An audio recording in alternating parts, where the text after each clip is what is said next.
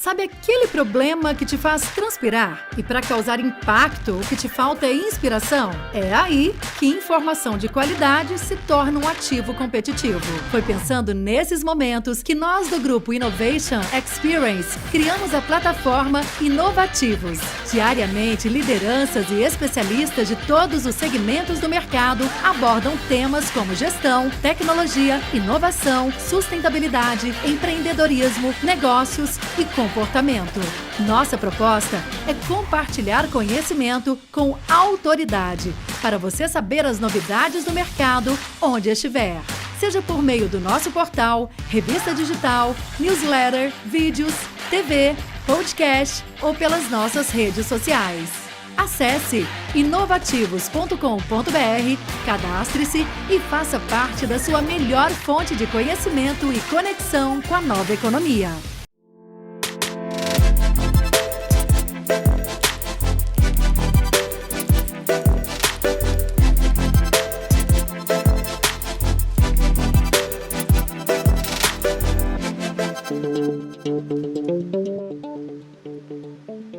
Fala pessoal, é com grande alegria e satisfação que a gente dá continuidade na programação do Innovation Experience Conference, terceira edição.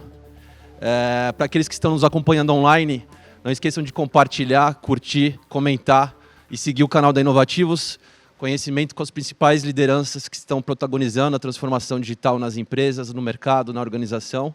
Então, muitas pessoas que tiverem acesso a isso podem contribuir para que elas se desenvolvam e evoluam no ambiente que ela atua. Hoje aqui nós vamos ter um painel que vai trazer empresas nativas digitais, lideranças que estão transformando segmentos diversos e também lideranças que estão correspondendo com a área de inovação e transformação de empresas tradicionais que estão enfrentando uma jornada há décadas ali, buscando acompanhar os movimentos do mercado e ressignificando suas ofertas de produtos e serviços. Eu me chamo Marcos Carvalho, sou diretor-geral da ABO2O, um nome um pouco ingrato, mas significa Associação Brasileira Online to Offline, que são essas plataformas digitais com base tecnológica que conectam o mundo físico e o mundo digital. Hoje as organizações não podem mais fazer distinção desses dois ambientes, o poder está na mão dos consumidores que decidem o canal e o meio que é mais conveniente para ele, e as empresas têm que se adaptar a este novo cenário, né? Antes de passar a palavra para os amigos se apresentarem, eu queria só fazer um breve contexto para trazer toda a nossa audiência para uma jornada de transformações que a gente vem vivendo. Isso não começou ontem, mas começou algumas décadas atrás, e às vezes isso faz tão parte do nosso dia a dia que a gente não percebe, a gente vai sendo levado pela maré. Recentemente o WhatsApp saiu do ar, todos nós ficamos em choque, não sabíamos como lidar, nos comunicar. Isso comprova o quão dependentes somos das tecnologias no nosso dia a dia, né? A internet surgiu em 1968/69, num contexto bélico de Guerra Fria. Demorou em torno de 25 anos para ela se tornar acessível ao usuário, ao consumidor, ao cidadão. Isso ressignificou de uma forma sem precedentes, quebrou paradigmas, porque antes as organizações, elas, de certa forma, impunham os produtos que achavam que eram melhor para os seus clientes. A comunicação era de mão única, ou seja, a mídia de massa trazia as informações, o posicionamento, o consumidor recebia, e para ter um feedback ele tinha que mandar um fax, ligar na central de atendimento, mandar uma carta. Isso era muito moroso e a partir da internet se popularizando, isso passou a ser instantâneo, o feedback de uma forma ágil, e que se você não está preparado para responder os anseios do seu consumidor, a sua empresa é colocada em xeque e pode levar até, de repente, a concordata, como muitos casos que a gente viu, né? Ninguém quer ser a próxima Kodak, Blockbuster, péssimos exemplos a serem lembrados, né? Depois, em 97, nós temos o computador da IBM, o Deep Blue. Primeira vez que a máquina supera a inteligência humana. O Deep Blue ganhou do primeiro enxadrista campeão mundial. Em 98, 99, nós temos o surgimento da primeira fintech, PayPal, setor financeiro muito regulado, fechado, e isso foi emblemático, porque também precedeu o surgimento do e-commerce, a bolha.com, no início dos anos 2000, o varejo passando a ter um novo canal de venda, muita especulação, acabou que o mercado precisou se reajustar, e a partir daí vemos um crescimento exponencial gerado pelas tecnologias aceleradoras, o barateamento cada vez maior das tecnologias, os smartphones se popularizando. E é engraçado a gente analisar também como grandes empresas especialistas, por exemplo, como a McKinsey, na década de 80, ela sugeriu que a AT&T, uma renomada empresa de telecom, não entrasse no mercado de celulares, porque era muito custoso e ela esperava que no início dos anos 2000 tivesse em torno de 1 milhão de celulares globalmente. Voltando para essa análise de números, em 2000 tínhamos mais de 100 milhões, então ela errou um pouquinho com o pensamento linear, né? Então o pensamento linear e a exponencialidade gerada pela tecnologia é o cenário que permeia muito do que a gente está conversando aqui. Em 2007/2008, o iPhone é lançado, o smartphone, o conceito de O2O passa a permear a nossa vida no dia a dia, ressignificando relação de mercado e consumo. 2014, Uber chega ao Brasil, taxistas, carro branco, apedrejando os carros escuros, emblemático. E a partir de então, vemos o modelo do Open Everything, né? Modelo de plataforma aberta, APIs abertas, super apps, as empresas se conectando com novos parceiros, aquela mentalidade de cultura tradicional, que o concorrente é meu inimigo, que a patente é minha, fica fechado na gaveta, se eu não usar, eu não passo, não abro para ninguém, passou a ser colocado em xeque também. E aí, voltando com o Deep Blue, a máquina superando o homem, em 97/98, está previsto que em 2028 a inteligência artificial supere a inteligência humana. Então, esse cenário nos traz uma série de questionamentos, de ressignificações, de mudanças culturais, processuais, e que os nossos amigos vão poder espelhar, cada um na sua ótica, muito bem aqui. Então, essa primeira rodada, o painel é Inovação em Foco, como grandes empresas tradicionais estão se reinventando, como as nativas digitais estão ressignificando segmentos tradicionais, como ambas podem atuar em conjunto, buscando propósito de disrupção de uma forma mais autêntica no mercado, né? Então, eu queria passar numa primeira rodada, não só falar a empresa que vocês representam, mas também toda a bagagem de vocês, porque acho que isso é muito relevante. Muitos de vocês tiveram que se ressignificar profissionalmente também. Então, começar com o Carlos Papini, desculpa. Papini, por favor, fala um pouco do seu background, que eu sei que é setor farmacêutico, depois o que te levou a empreender, tomar essa decisão, e aí a gente vai dando a sequência aí com os demais. Por favor. Legal, Marcos. Bom, primeiro, obrigado pelo convite, pela oportunidade. Parabéns por essa linha do tempo que você montou, porque ela estimula muito a gente, né? É incrível. Você foi contando, foi, pô, quanta coisa aconteceu, mas quanta coisa a gente tem que fazer ainda, né? E o quanto a gente tem para caminhar. Bom, meu nome é Carlos Papini Júnior, eu sou formado em administração de empresas e minha carreira toda foi na área da saúde, desde os 20 anos que eu atuo na área da saúde, então já vai para quase 30 anos. E eu fui executivo na área farmacêutica até 2010. Resolvi empreender, montei uma empresa voltada a programas de pacientes, vendi essa empresa em 2015 e fiz todo o meu earnout, cumpri todo aquele processo de venda de empresas, né, voltei a ser executivo nessa empresa que eu vendi, que foi para o Grupo E-Pharma, e agora em 2019, com mais 3 amigos, nós resolvemos montar uma plataforma de telemedicina, olhando a oportunidade que, né, que nós enxergamos de uma nova regulação, de uma saúde cada vez mais conectada, e em 2020 nós estávamos prontos para colocar a plataforma no mercado, quando veio a pandemia, estávamos aguardando a regulação, quando veio a pandemia e nós decidimos, tivemos a oportunidade de lançar, né, já dentro da regulação e dentro desse cenário da pandemia, onde tornou todo o trabalho mais digital.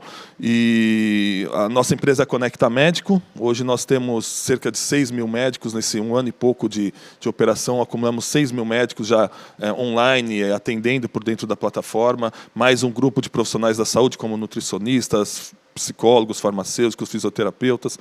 E nós temos tanto atuação em marketplace, quanto também uma atuação B2B. Então, nós desenvolvemos plataformas para várias empresas e vários segmentos, em formato de white label, e aí bem customizado. Então, em linhas gerais, para esse aquecimento, né, é isso que nós temos feito, olhando o mercado com uma enorme perspectiva de crescimento por conta dessa integração do online e offline, né?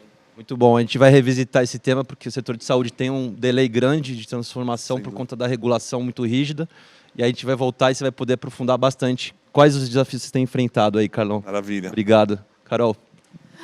Olá, obrigada, Marcos. Que prazer dividir essa banca com nomes tão incríveis. Eu estou aqui representando a Nestlé. Hoje eu sou gerente de inovação aberta, mas eu tenho um background um pouco diferente. Eu sou nutricionista de formação e toda a minha carreira foi trabalhando com a indústria, não só de alimentos, mas também farmacêutica, de ingredientes, até de bens de consumo em geral. Em consultorias e tudo mais, e inovação sempre fez parte um pouco disso, né? Então, dentro dessas consultorias, já fui gerente do núcleo de inovação, e de algum tempo para cá eu me joguei de fato, e aí eu me encontrei aqui nesse universo enorme e que a gente está construindo de forma colaborativa com todos esses players, né? Atualmente, como gerente de inovação aberta, eu cuido do projeto Panela.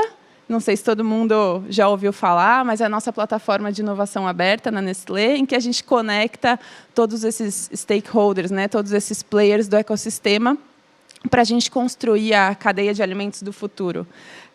Então, é um prazer estar aqui com vocês. Eu tenho certeza que vai ser uma conversa bem produtiva. E obrigada mais uma vez pelo convite. Uma honra, Carol. Obrigado aí pela disponibilidade. Marcão. Oi, meu nome é Marcos. Xará. Isso aí. Eu iniciei minha carreira no mercado financeiro, né? Então acabei atuando no mercado junto a um grande conglomerado financeiro na área de previdência privada. Depois fui para a área de tecnologia do banco. E, na sequência, acabei retornando para o grupo segurador para olhar para um canal de internet, né? A partir disso, acabei ingressando na TecBan. Então, lá, acabei entrando na área de tecnologia, mas acabei se movendo principalmente para a parte de inovação. Então, acabei passando pela área de PMO, depois para a área de novos negócios e, atualmente, estou em novas plataformas. Sou gerente de parcerias e plataformas abertas. Acabo atuando na criação de novos produtos, mas também no relacionamento com o ecossistema de inovação, principalmente com as startups, com inovação aberta. Hoje também eu acabo tendo um time para que a gente suporta toda essa operação dentro da TecBan, para que toda a parte aqui de relacionamento e busca de novas startups para poder suportar não só, acho que o core business, mas também a criação de novos negócios. Então, é isso aí. Eu sou formado em ciência da computação. Acabei estudando um pouquinho tudo aquilo que havia, acho que com um pouquinho de delay eu acabei fazendo, acho que onde tinha gap, então acabei fazendo a estratégia de negócios, depois acabei finalizando agora também um MBA Business Innovation pela FIAP, então tem algumas coisas muito interessantes que a hora que a gente vai se movimentando e ingressando em novos ecossistemas, a gente acaba aprendendo bastante. Obrigado. Conceito de lifelong learning, né? O aprendizado contínuo e diário, né? Muito bom. Exatamente. A gente está até agora participando também da Liga de Intraempreendedores, né? Então, é uma liga onde que intraempreendedores de grandes empresas participam ali para poder fomentar essa cultura, também conseguir ajudar a disseminar essa cultura, principalmente olhando para o impacto social, também como que a gente consegue alavancar a questão de sustentabilidade. Então, tá bem interessante. Muito bom. Andrés? Oi, Marcos. Obrigado pelo convite. Estou muito feliz de estar aqui com vocês, dividindo um pouco sobre inovação evolutiva e disruptiva, né? Sou um apaixonado pelo mundo de tecnologia, especialmente aquela de tecnologia celular. Estou envolvido há 20 anos nessa batalha, né, de inovação, atrás de inovação. Eu já fundei 18 startups nesse negócio. Não é que eu queria fazer 18, mas eu tive que fazer para poder chegar no sucesso, né? 5 delas estão vivas ainda. 2 são unicórnios. Eu sou um dos fundadores da Movile, e a Movile é investidora e controladora do iFood, né? Então, tem 2 unicórnios. Sou fundador do Delivery Center também. Está no caminho de unicórnio, mas não é ainda. Sou fundador do Play Kids também, criador da maior plataforma do mundo de crianças, né? Se tornou número 1 no mundo. E, por último, também sou fundador da NetSpaces, a empresa que, na semana passada, criou a primeira propriedade digital, através de um NFT, de um imóvel em NFT, e a vendeu para uma senhora de 82 anos. Então, estou muito feliz aqui de mostrar o que o mundo disruptivo pode chegar na população em geral. Então, vou contribuir com vocês aqui, né, com um papo de inovação. Fantástico. No que tange a economia digital, temos que nos referir ao Andrés como professor Andrés. Tem um legado de conquistas aí muito grande, que sem dúvida pode influenciar e inspirar muita gente, né? Então é uma honra tê-lo aqui conosco, Andrés. Muito obrigado também. Além dos demais amigos, que cada um com as suas conquistas e contribuições perenes também. Vamos nessa, gente. Então, para a primeira rodada, eu queria até aprofundar um pouco no que cada um de vocês trouxe de contexto que representam, né? A gente tem aqui a Nestlé, com mais de 100 anos, centenária empresa, que está buscando se reinventar para acompanhar todas essas transformações. E a Tecban, com 40 anos de existência no setor financeiro extremamente regulado. Então, eu queria que, primeiramente, vocês trouxessem um pouco dessa bagagem, como que empresas aí com décadas de existência estão avaliando essas mudanças, estão buscando incorporar de dentro para fora essas transformações para não ficarem para trás, não se tornarem obsoletas e também renovarem as suas tecnologias legado, né? Porque elas estruturaram sua base tecnológica em outras décadas e agora a gente tem um cenário completamente diferente, né? Então eu queria começar com a Carol e depois com o Marcos, depois a gente vai para as nativas digitais. Bom, como você comentou, Marcos, de fato, somos uma empresa centenária, inclusive a gente está comemorando 100 anos de Brasil esse ano. E muito mais do que isso, a gente tem uma responsabilidade enorme, porque a gente está em 99% dos lares. Então, se a gente for pensar que de todas as casas do Brasil tem algum produto da Nestlé. Então, como a gente enxerga essa jornada é sempre com foco no consumidor, né? Então, a gente vem se transformando não só a forma que a gente entende o portfólio, mas como a gente faz as coisas. Então, se a gente for falar de inovação na Nestlé, a gente não está falando só de produtos, a gente está falando de como a gente faz as coisas e como a gente enxerga esse consumidor. Então, para a gente conseguir acompanhar, né, sendo mais direta na sua resposta, a gente está olhando o consumidor, entendendo como ele se comporta em toda a sua jornada, para poder acompanhá-lo e, claro, adaptando os nossos processos, integrando tecnologia e, não menos importante, integrando parceiros. E aí que entra a inovação aberta, né? A gente entende que esse ecossistema é o que vai permitir a gente continuar sempre aí relevante e entregando o nosso propósito, que é levar nutrição e, enfim, melhorar a qualidade de vida de todas as pessoas. Então, se eu tivesse que resumir em 2 grandes pontos, é olhar o consumidor, acompanhar essa jornada para a gente se movimentar e ter um entorno de parceiros que vão ajudar a gente a estar sempre atualizado e fazendo o melhor que a gente pode em prol desse consumidor. Lembrando que a Nestlé nasceu de inovação, né? A nossa farinha láctea nasceu de uma necessidade do consumidor. Então, a gente segue essa jornada aí sempre olhando para o consumidor. E, Carol, divide um pouco com a gente com relação à transformação cultural, né? As empresas tradicionais, Revolução Industrial, tinha aquela divisão muito verticalizada, né? As áreas divididas em feudos, cada área com as suas culturas, com seus processos que não se comunicavam quase demais, e depois, quando tinha um resultado final, que às vezes colocava em xeque o resultado como um todo, tinham que ser revistos. Como que está essa mudança, essa divisão, essa integração entre as áreas? Vocês atuam em modelo de squad também? De uns anos para cá, né, a gente entendeu que tínhamos essa necessidade, a gente já tinha um hub de inovação, mas não à toa esse hub foi incorporado numa divisão de transformação digital. Então, hoje a gente tem essa divisão de transformação digital que traz, que impulsiona, através de squads, enfim, essa cultura, toda a companhia de uma forma geral, né? O Panela, em específico, né, que é o projeto que a gente pode falar depois mais um pouquinho, ele tem esse objetivo também de construção de mindset. Então, a gente tem alguns núcleos que ajudam a gente a levar. A Nestlé também é uma empresa enorme. Hoje, no Brasil, a gente conta com 20 a 30 mil colaboradores. Então, é muita gente para a gente fazer esse shift.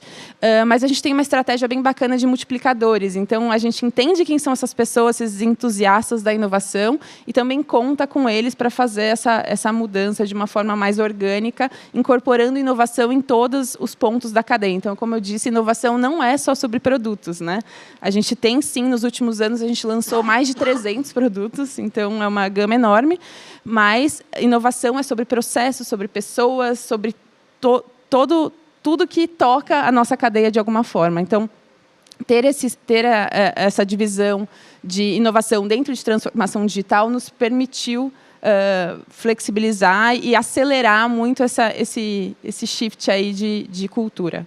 Quebra de paradigma, né? A gente estava até conversando antes aqui, a mudança da era da aquisição, da compra, da transação para a era da jornada, né? Então você tem uma relação contínua com o seu cliente, e aí foram surgindo programas de fidelização, e agora imagino como mudou esse processo interno para vocês, né? Vocês lançavam um produto, punham no mercado, a relação era só meses depois com alguma inovação vindo de dentro para fora. Agora é algo contínuo, né? O tempo inteiro a gente está recebendo inputs e pensando como a gente coloca isso em prática. E acho que outro fator-chave para essa mudança de cultura e que a gente vem fazendo de uma forma bem efetiva é o engajamento da alta liderança, né? Então, a gente tem o nosso board bem nessa agenda, trazendo e puxando de todas as divisões. A gente está em processo educativo o tempo inteiro, então a gente tem a gente até brinca, uma mentoria reversa, a gente ensina, eles ensinam, então a gente está trocando o tempo todo para garantir que em todos os pontos, né, da organização a gente tem a inovação como veia, como DNA. Então, desde a liderança até os analistas, enfim, middle management. Então, a gente está olhando para isso de uma forma, nesse mundo VUCA, né, que a gente fala, está vindo de todo lugar e a gente está entendendo como que a gente vai fazer isso se tornar realidade lá na ponta, na gôndola. A alta hierarquia da empresa já compreendeu a importância, então vocês já têm acesso a eles direto para levar essas inovações e aplicação. O tempo todo. Assim, a gente tem um conselho mensal que a gente leva todas as atualizações, mas puxando de novo, né, para o Panela como exemplo, né, só para a gente tangibilizar, recentemente a gente fez um desafio com alguns fornecedores, alguns parceiros, e a nossa banca era a alta liderança, eles ficaram 2 dias inteiros com a gente, acompanhando e ouvindo esses pitches para ver o que de fato vai, até para a gente conseguir priorizar e mostrar a importância disso. Então, sim, eles já estão com a gente nessa agenda, e isso é super importante e faz toda a diferença, assim, na implementação. Fantástico. Tem aquela frase que famosa, Titanic não dá cavalo de pau, né? Costumam falar sobre grandes corporações que não conseguem pivotar e mudar os rumos da organização. Como que você vê essa frase? Eu concordo com ela. A gente, como grande corporação, né, a gente tem processos, a gente tem alguns temas que geram morosidade, sim, mas quando a gente fala de inovação, não, como eu disse, a gente está dentro de transformação digital, a gente desenvolveu um processo totalmente específico para isso. Então, quando a gente trabalha com startup, o processo de pagamento é diferente, o cadastro é diferente. Então, a gente entendeu que tinha essa necessidade de adaptar os processos, porque se a gente fosse depender do processo do Titanic, provavelmente a gente não conseguiria estabelecer essas relações e ganhar a agilidade que a gente precisava. Então, estar dentro dessa divisão de transformação digital, estar dentro desse contexto de inovação aberta, permitiu com que a gente desenhasse um processo para a gente ganhar essa agilidade e mudar as rotas de acordo com o que a gente vai aprendendo. E algo que a gente está trazendo assim como mindset, está tudo bem errar, está tudo bem mudar a rota, está tudo bem não dar certo, talvez, numa primeira. O importante é a gente estar se antecipando a essas tendências e começando a testar. Então, é isso que a gente está tentando trazer aí como mindset. Muito bom. Até esclarecendo aquele cronograma que a gente alinhou, estou juntando cultura e barreiras junto nesse tópico, né? Aí a gente faz de uma forma mais fluida. Marcos, TecBan, banco 24 horas, que todo mundo conhece, os caixas que salvam a gente quando a gente viaja, consegue sacar seu dinheiro, mas eu tenho a impressão que vocês devem estar enfrentando, buscando transformações diversas, né? E o setor financeiro, até 2015 não víamos inovação praticamente, né? O cartão de crédito, da forma como conhecemos, existe há mais de 50 anos. E de 2015 para cá a gente vê o Banco Central atuando de uma forma revolucionária. O Banco Central brasileiro sendo referência global, né? Com o Pix, implementando o Open Banking em menos de 1 ano e meio, muito referendado pelo modelo europeu também, né?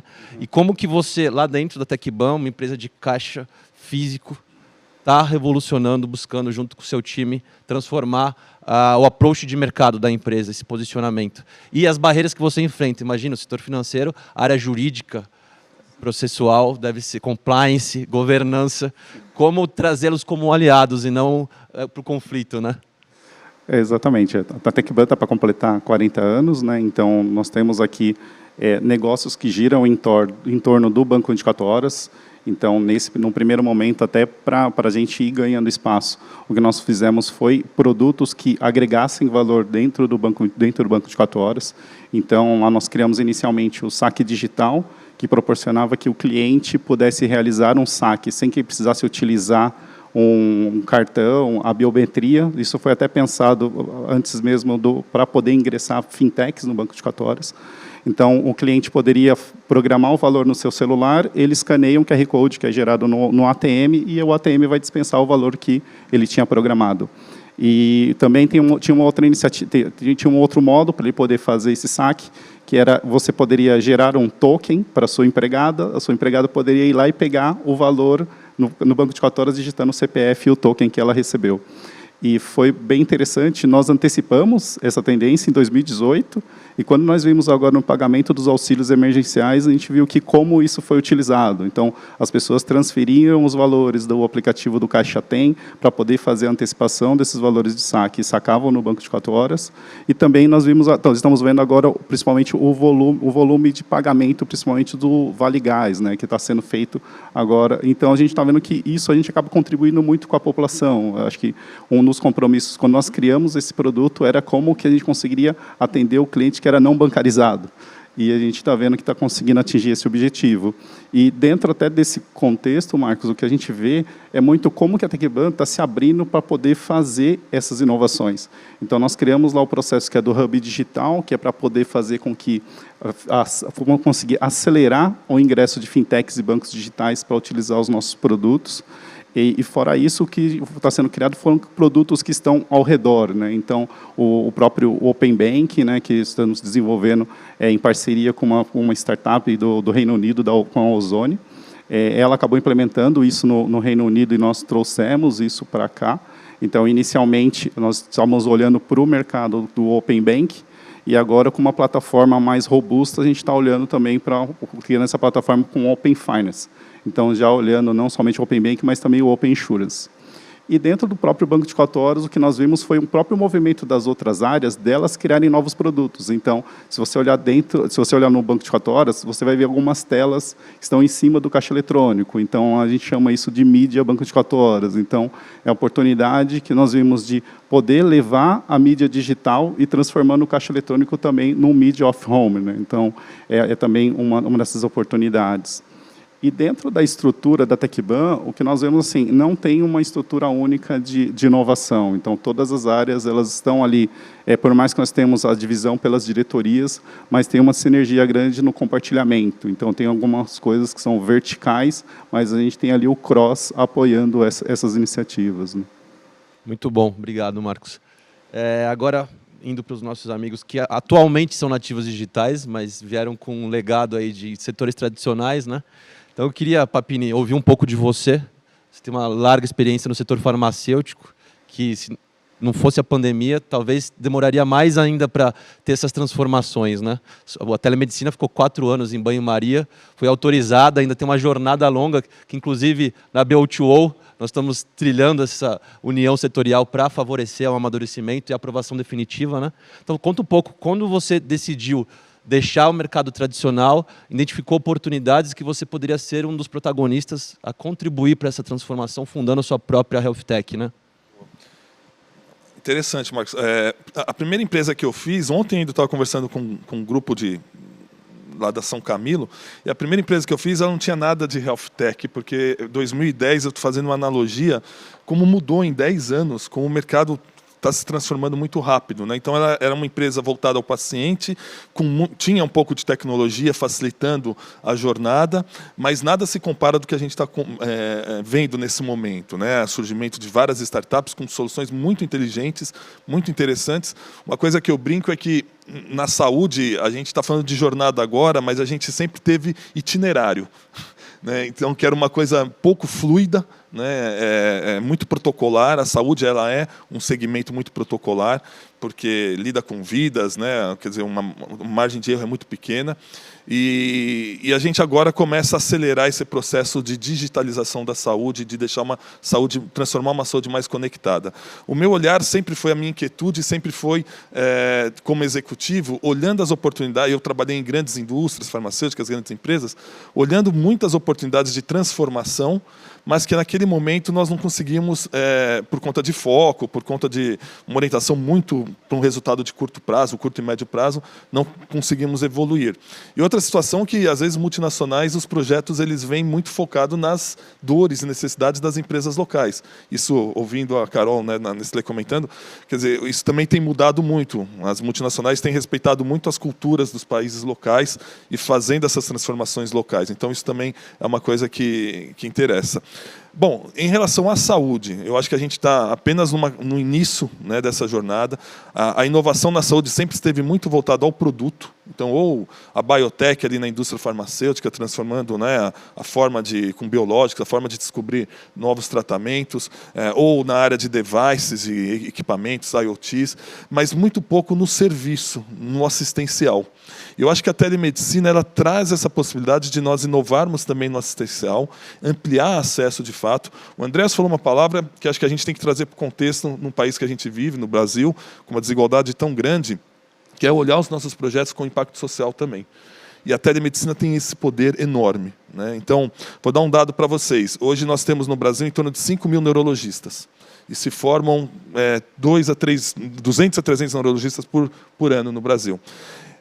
A gente fez um filtro e achamos esses neurologistas em 2 mil municípios. Só que nós temos 5.700 municípios no Brasil. Como que faz uma consulta com um neurologista nesses outros municípios? E aqui eu estou falando de neurologista, mas isso se estende para um oftalmologista, se estende para um oncologista, que é tão importante. A telemedicina vai dar essa oportunidade da gente ampliar esse acesso, né, fazendo teleinterconsulta, fazendo uma série de modelos onde você consegue levar o especialista para regiões mais distantes, mesmo mantendo ele na sua sede, né, na sua sede local.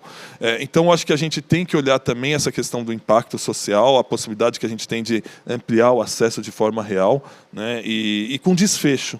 Eu acho que também a telemedicina ela traz um outro cenário. Quando você fala de inovação, você fala, essa inovação ela vem agregar um custo. Será que o setor está pronto para absorver esse custo? Tem margem para isso? A telemedicina, ao contrário, né? Então, ela agrega muita tecnologia e ela reduz custo. Ela reduz custo operacional, reduz custo de deslocamento, ela traz uma jornada mais fluida, integrada com online, com offline, óbvio, né? Então, acho que a gente tem essas vantagens. Olhando o desfecho, a gente consegue ter uma consulta com desfecho hoje muito próxima, ou até, em alguns casos, superior a uma consulta presencial. Isso também é um fator interessante que a gente começa a acompanhar. E está só no início. Como você falou, a gente ainda está no momento de regulação, né, de uma nova regulamentação do setor, que tem uma discussão muito boa. Às vezes a regulamentação olhando pelo retrovisor, e a gente tem que olhar para frente, né, quer dizer, toda a tecnologia que está para vir e que vai ajudar a ampliar esse acesso de fato. Até um aspecto que você comentou, né, da regulação. O regulador, às vezes, tem uma tendência a colocar o novo numa caixinha antiga. Uhum. E a questão da telemedicina tem um propósito muito valoroso, que é democratizar o acesso. O Brasil é um país continental, em que muitas regiões longínquas, estados que não têm acesso a tecnologia, infraestrutura, saneamento básico, não têm acesso a uma medicina de qualidade para preventiva, problemas de saúde de terceiro mundo. O regulador muitas vezes está falando que a telemedicina não possa abranger outros estados. Então, você é uma plataforma de telemedicina de São Paulo, só pode atender em São Paulo. Então, a gente está trazendo uma fronteira do ambiente físico para o online, onde não temos fronteiras, borderless, né? Então, como que você visualiza isso? E se você acha que isso realmente vai ser uma barreira que a visão tradicional vai tentar impor?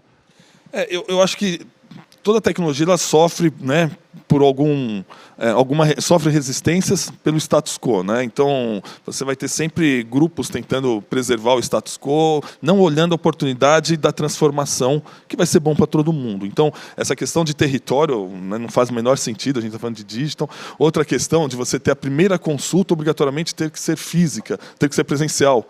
Não tem menor lógica, né? Tem dados de uma grande operadora de saúde que já está em torno de 7 a 8% do volume sendo feito por teleconsulta. 98% das consultas tiveram desfecho positivo, sem precisar de uma consulta física. E dessas 98% dessas consultas, mais de 90% foram primeira consulta. Então, assim, não faz sentido. A inovação sempre vai estar mais rápida do que o regulador. né? E eu acho que a própria sociedade vai pressionar para as necessidades que ela tem e isso vai se ajustando, né? Um fator importante que a gente tem que pensar, lá no Conecta Médica a gente trabalha muito isso, é como é que a gente traz essa inovação, como é que a gente amplia esse acesso, mas a gente não agrega custo adicional ou a gente não gera uma pressão adicional, por exemplo, na classe dos provedores, na classe dos médicos, do nutricionista, do farmacêutico, porque o profissional, né, especializado, ele já foi muito onerado dentro da cadeia. E a gente depende definitivamente desse profissional, do contato dele com o paciente. Então, por exemplo, nós desenvolvemos uma solução onde no Marketplace o médico ele não paga nada para usar nossa plataforma, é gratuita. E aí a gente emulou o que acontece no mundo real, quando a Nestlé, com seus consultores, seus nutricionistas, vão visitar o profissional para promover os seus produtos, quando um propagandista da indústria farmacêutica vai promover seus produtos para os médicos. Como que isso pode acontecer no digital? Então, hoje, na nossa plataforma, ela é 100% gratuita e a gente convida a indústria para fazer a inserção de uma mídia 30 segundos antes desse profissional entrar na sala, de fazer a consulta. Então, são alternativas que a gente traz para que a gente possa agregar tecnologia sem agregar custo adicional, seja para o gestor, plano de saúde ou o SUS, seja para o profissional da saúde que presta aquele serviço. Então, eu acho que essas buscas que a gente tem que fazer para, de fato, gerar acesso, mas mantendo a sustentabilidade do setor. Muito bom, Carlos, obrigado. Eu deixei o Andreas por último porque é uma responsabilidade para mim falar com ele, né? Eu represento a O2O atualmente, mas ele tem um legado de construção no O2O, participou do início desse segmento no Brasil. Então é uma responsabilidade muito grande para mim e uma honra também, Andreas. Então comenta um pouco dessa sua origem antes de estar nesse mundo, sendo parte dessa criação do O2O. O que te levou a empreender no mundo digital antes da Movile? Possivelmente esteve numa empresa tradicional, né? E a partir daí, menciona o que é a Movile, o que é o Delivery Center, o que é a NetSpaces, que é fantástico, que eu estou tentando compreender ainda, apesar de estar no mundo disruptivo. E aí, o que você vislumbra de transformar com a NetSpaces? Sim, obrigado, Marcos. Bom, antes de tudo, né, eu apenas errei antes, né? Não é que eu sou mais inteligente, então sou mais burro antes, a verdade é essa, né? A gente vai aprendendo, né? E entrando no tema aqui da inovação e dessas empresas que você citou, eu acho que a gente tem que começar a falar de transformação pela questão da cultura, que você chamou logo no início do painel. A cultura que é o motor dessa revolução. E aí, falando um pouco dessas empresas, o que diferencia elas das empresas mais tradicionais? Porque onde você esteve antes de fundar a Movile? Eu atua no setor tradicional também? Uma coisa bem característica da minha carreira. Eu comecei como estagiário no setor de tecnologia e de estagiário passei a sócio da empresa. Então, eu nunca fui funcionário, eu acabei comprando a minha própria empresa como estagiário. Então, e essa empresa se transformou diversas vezes, né? E entrando no ramo de inovação, eu trabalhava com a inovação evolutiva, que é o que todo mundo acredita que a inovação é. E apenas de uns 10 anos para cá que eu comecei a trabalhar com a evolução disruptiva. É uma inovação totalmente diferente, né? E como é que a gente faz para diferenciar essas empresas que trabalham com inovação disruptiva? Basicamente, você olha para o projeto e diz assim, essa inovação vai fazer a empresa crescer quanto? 10%, 20%? Isso é uma inovação evolutiva. Uma inovação disruptiva, ela não pode fazer a empresa crescer menos de 10 vezes, ou seja, 1000%. Por quê? Porque ela quebra paradigmas. E isso tem a ver com a cultura. Porque o que é o paradigma, né? A gente sempre falou da quebra de paradigma, mas nunca falou do paradigma, né? O paradigma é uma caixa, né, cheia de fórmulas para resolver um problema. E quem está dentro do dia a dia acaba não conseguindo enxergar o que está fora da caixa, né? Então, nessas empresas, o que mudou, por exemplo, isso aconteceu na Movile. Logo que a gente começou a operar a Movile, a gente fazia inovações evolutivas. Até que um dia a gente parou e falou, poxa, isso aqui não vai chegar a nada. Então, a gente começou a refazer a forma de fazer inovação. Foi aí que se originou essa nova forma de trabalhar em células, que hoje a gente chama de squads, né? A gente tirou hierarquia, então inovação não pode ter hierarquia. Eu tenho várias células de inovação onde o estagiário é o líder, e ele lidera o diretor. Isso aconteceu, foi um caso bem típico na Movile, né? O RH ficou bem espantado na época, mas foi o cara que fez um dos maiores bots do mundo, foi um estagiário que liderava o próprio diretor. Então, assim, eu vim passando por diversas transformações. Você perguntou sobre as empresas, né? Eu poderia separar em 5 grandes transformações. A transformação do messaging, né? Todos sabem que o celular começou com mensageria. Nós somos os criadores da rede lá do Big Brother de votação, fizemos a rede da VisaNet, na época também do setor financeiro, né? Tivemos contato com torpedo SMS, né? São bilhões de mensagens que saem das redes de cartão de crédito, né? Mas depois teve uma segunda onda, 10 anos depois, em 2009, quando chegaram os aplicativos, que foi a onda dos apps. E a gente teve que se transformar. Imagina, uma empresa que detinha 80% do mercado de messaging por conta do Big Brother e da Visa, de repente olhou para os apps e falou, poxa, temos que se transformar. E tivemos coragem, fomos lá e criamos o Play Kids, né? Foi uma grande transformação, o primeiro app. Depois estava indo tudo muito bem. Eu me lembro que eu estava numa reunião e a gente tinha atingido o primeiro lugar do mundo em apps de crianças, né?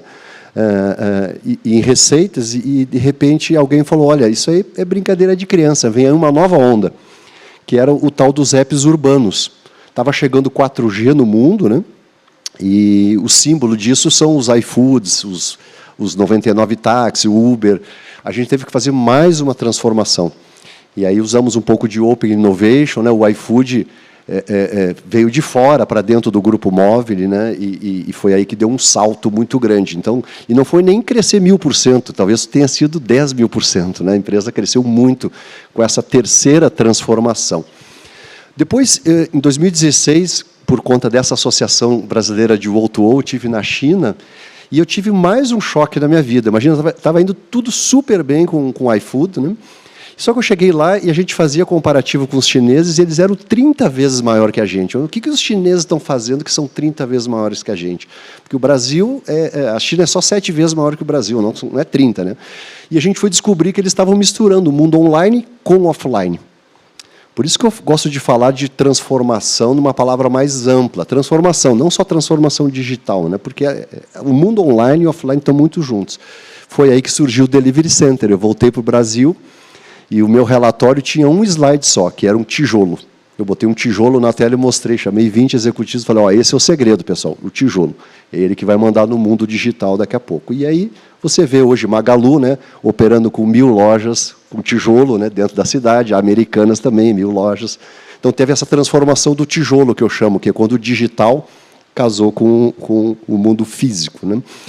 E, por último, né, veio o ano da pandemia, nós estamos, eu nem vou chamar de pandemia, mas assim, os anos mais digitais possíveis do mundo, né, que houve uma quinta transformação, que ela está ocorrendo agora. Começou, na verdade, semana passada, quando um Facebook diz que não é mais Facebook, que ele é metaverso. E por que está acontecendo isso? Né? Porque a gente se concentrou demais. Hoje, a internet 2.0, vamos falar assim, ela pertence a 5 empresas, né? E será que a gente quer isso como comunidade? Será que a gente quer isso no nosso propósito, né, como ser humano, como social? A nova geração não quer isso, e nós aqui das gerações mais antigas também não queremos. Então, começa a haver uma tendência de desintermediação, de desconcentração do mundo blockchain, das moedas tipo Bitcoin. Então, a gente está agora numa tendência que... O que aconteceu com a internet? A internet ela era mais assim... uma coisa de aspiracional na primeira versão dela, né, que todo mundo produzia o seu conteúdo, colocava nos sites. Na versão segunda dela, as grandes corporações dominaram a internet e o público não está gostando disso. E a gente agora vem para uma internet mais democrática de novo, que é uma internet desconcentrada e desintermediada. Então, a NetSpaces vem fazer isso, vem ajudar as empresas a entrar no mundo do blockchain. Nós estamos começando pelo tijolo de novo, né, que são as construções, para mostrar que o NFT não serve só para comprar uma arte ou um joguinho, alguma coisa, mas também para o mundo real mesmo. Tá? Então, essa é a trajetória das 5 grandes transformações que eu passei nos últimos 20 anos. Fantástico, obrigado aí por compartilhar todo esse legado de construção. Acho que vai inspirar muitos aqui e a nós mesmos que estamos no palco aqui também, né? Com certeza. Pelo tempo, eu vou tentar integrar alguns dos tópicos que a gente comentou, junto com a consideração final de cada um também, né? Então a gente observa hoje uma economia líquida, segmentos diversos tendo uma convergência, né? Então hoje o Carlos está com uma plataforma de telemedicina, daqui a pouco ele pode fornecer crédito para o médico, fornecer crédito para o paciente, a Nestlé pode também viabilizar algo no setor alimentício, junto com saúde, melhores perfis de alimentação, bem-estar. Mesma coisa o Marcos com o setor financeiro, passando a ofertar para o varejo também algumas soluções. E a desintermediação que o Andreas falou, sendo aplicada a todos os segmentos, né? Como então vocês visualizam essa convergência, esse hibridismo entre os segmentos? Como que vocês veem o futuro da organização que vocês pertencem, com 5G, IoT, metaverso, diversas tecnologias disruptivas estando acessíveis? Então eu queria uma visão de 5 a 10 anos, eu sei que é muito difícil prever algo na conjuntura que estamos, mas é bom fazermos um exercício também. E a consideração final de cada um de vocês também. A gente tentar em 2 minutos cada um, pode ser? Vou começar com o Carlos. Vamos lá. 10 anos eu não consigo olhar. Eu consigo, acho que esse horizonte de 5 anos para nós ele já se torna mais real, né? A grande transformação ela vem de fato, né, pela integração do online e offline, como foi comentado, e a gente acredita muito nisso, empoderando também o médico ali na ponta, o profissional da saúde na ponta. Por isso que a gente quer sempre priorizar a formação desse médico no olhar do digital, porque ele é que vai entregar isso para o paciente, né, e vai ser essa grande conexão médico-paciente, profissional da saúde-paciente. E a gente vai ter que se apropriar das grandes tecnologias que estão vindo. Então, hoje, os IoTs estão já disponíveis, então a gente precisa integrar isso, levar essa tecnologia para clínicas mais distantes, onde a gente pode levar o especialista por meio da telemedicina. E o que eu enxergo é que nós teremos, num futuro muito breve, cerca de 2, 3 anos, a diminuição da desigualdade de acesso dentro da área da saúde. E com isso a gente sai de um mercado que tem restrito no SUS, né, e em termos de valores, que é 1/3 da saúde suplementar, né, a saúde suplementar, que são os planos de saúde, representa quase 3 vezes mais o orçamento do SUS, com 25% da população que o SUS atende. Então, como é que a gente consegue ampliar oportunidades dentro do SUS e, com isso, você aumentar o mercado brasileiro de saúde, né? E, mais ainda, gerando acesso real para essas pessoas, né, que estão ali não só dentro da saúde suplementar, mas dentro de um SUS mais distante. Então, eu olho muito a telemedicina ampliando esse acesso de fato real, melhorando o desfecho. Tudo isso tem que gerar desfecho clínico, tem que gerar desfecho positivo para o paciente e olhando a sustentabilidade do setor, quer dizer, fazer mais com menos. A gente vai conseguir olhar com a limitação de orçamentos que nós temos, a saúde tem limitações importantes orçamentárias, a gente vai conseguir fazer mais com menos, trazendo a tecnologia e aliando ela à parte física, né, a parte presencial. E o que o Conecta Médico enxerga é poder participar de toda essa construção. Eu acho que cabe muita empresa, precisamos ter muita gente pensando nesse novo modelo, inovando conosco, para que a gente possa construir essa nova jornada. E convidando, né, empresas como Nestlé, empresas tradicionais que têm esse poder de fazer as mudanças, a se juntar a nós para que a gente possa criar esse novo ambiente da saúde.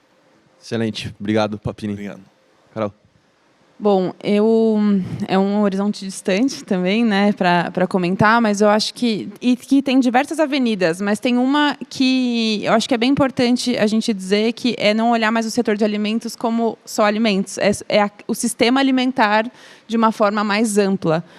Isso com certeza está sendo amplamente discutido na COP, é algo que a gente fala o tempo todo. Então, sustentabilidade ambiental caminhando junto com todo o nosso desenvolvimento. O 5G com certeza vai impactar a cadeia produtiva, é inevitável, né, com relação não só a custo, mas aceleração, otimização de processo. Imagina as nossas fábricas com IoT, então o impacto com certeza é visível e esperado para os próximos anos, assim que a gente conseguir ter essa tecnologia de fato, mas a sustentabilidade ambiental e esse olhar mais holístico, né, de sistema alimentar, não só como produção de alimento per se, é algo que está no nosso radar. A gente tem um roadmap de net zero aí, não é à toa, e que a gente vem engajando todo esse ecossistema para ajudar a gente a construir, de fato, a cadeia de alimentos do futuro e como a gente vai alimentar, de fato, um futuro melhor. É nisso que a gente acredita, e é uma avenida impossível de deixar de falar aqui nesse contexto de futuro e que a gente está olhando de uma forma com bastante carinho. Olhar para a cadeia como um todo, né, produtora? Muito bom. Marcão.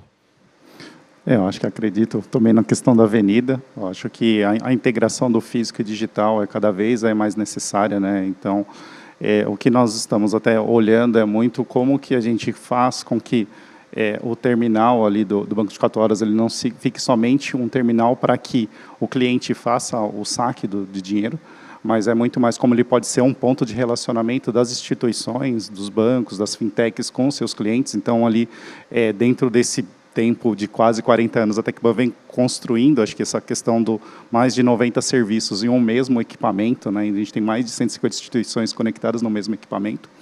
E também, dentro das questões das tendências, o que a gente acaba olhando é muito do que está acontecendo lá fora. Então, assim, a maioria desses eventos internacionais, lá nós tivemos agora também pessoas, representantes da Tecban, participando do Web Summit, até para trazer, acho que dessas inovações, beber de lá de fora e trazer para dentro. E também olhando principalmente para o mercado local, como que essas iniciativas vão sendo desenvolvidas. E também tem toda a questão, acho que, de adoção interna dessas novas tecnologias, né? Então, a gente ainda tem pessoas que não têm conta bancária, tem pessoas ainda que, se a gente for imaginar, tem pessoas ainda passando fome. Então, tem algumas situações que nem toda a tecnologia que está lá fora, ela consegue ser utilizada plenamente interna. Mas a gente vem olhando muito para a questão do blockchain, também para trazer, principalmente, produtividade para dentro da companhia, como que nós podemos utilizar a parte de robotização para poder automatizar tarefas e deixar os colaboradores muito mais focados na questão daquilo que é mais nobre, daquilo que é mais estratégico, e tirar um pouquinho do trabalho braçal, né? Então, como que a gente consegue automatizar esse tipo de coisa?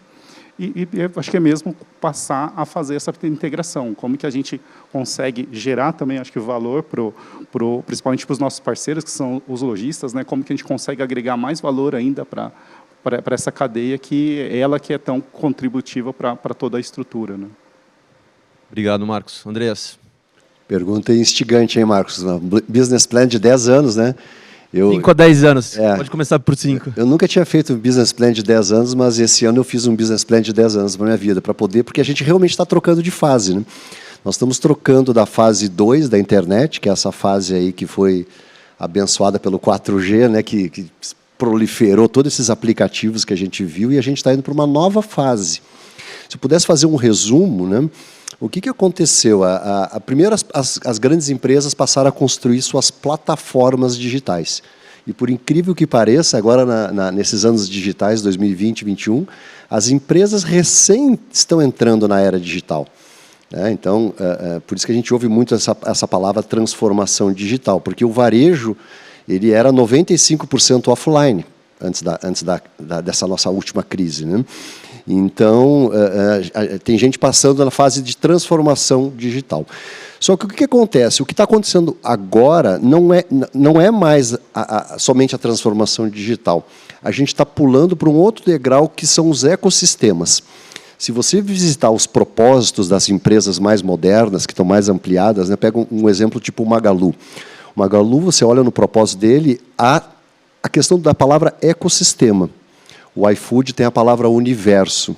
Todas elas têm essa questão de se relacionar como ecossistema. Não basta ser uma plataforma mais. Por isso que surgiram os super apps. Esse é o conceito dos super aplicativos, porque não basta vender comida, você tem que vender farmácia, você tem que vender pet shop. Então, você olha o iFood vendendo essas coisas aí. Isso acontece em vários setores da economia. Então, a gente migrou da era da plataforma, que aconteceu uns 5 anos atrás, e, nesse momento, nós estamos em plena execução dos ecossistemas. O que vai acontecer daqui a 5 anos?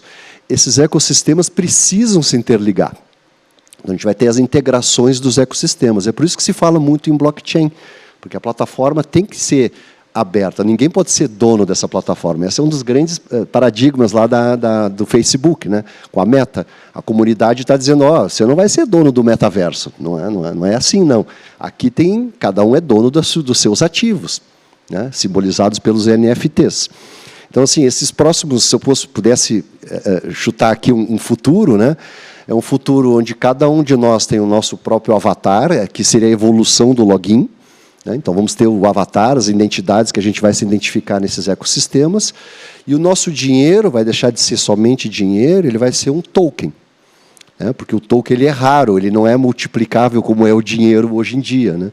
Vocês trabalham no setor financeiro, vocês sabem como funciona. Então, o futuro é esse, a integração dos ecossistemas. Cada grande corporação, como o Alibaba, como o Facebook, como o Google, vai ter o seu ecossistema e eles precisam ser integrados. O Facebook já falou que a integração total com o Google e tudo mais haverá. Então, eu vejo um futuro bem mais interessante do que é hoje, que é um futuro mais concentrado, que é um presente concentrado, né?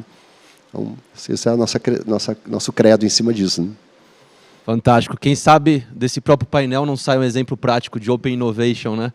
A TecBan suportando toda a plataforma transacional de um novo produto que a Conecta Médico, do lado de telemedicina, saúde, vai levar para o bem-estar dos produtos da Nestlé, e a NetSpace com toda a cadeia de blockchain, desintermediação, suportando disrupções nesse segmento, né? E a BO2O como grande articuladora. Isso então, deixa o convite. Pronto, gente, está pronto. A gente fazer um exercício. Marca. Exatamente. Vamos fazer um exercício de continuidade.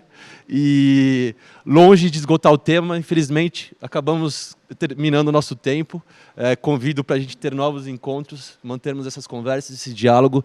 A gente vive um momento muito intenso de crise sem precedentes, política, social, econômica. E se a gente atuar colaborativamente, em rede, juntos vamos superar isso e também diminuir desigualdades, gerar mais inclusão, né? Então vamos juntos. Muito obrigado pela contribuição de vocês e espero que vocês gostem desse conteúdo. Continuem ligados conosco, que são 3 dias ininterruptos de conteúdo no Innovation Experience Conference. Até o próximo. Obrigado.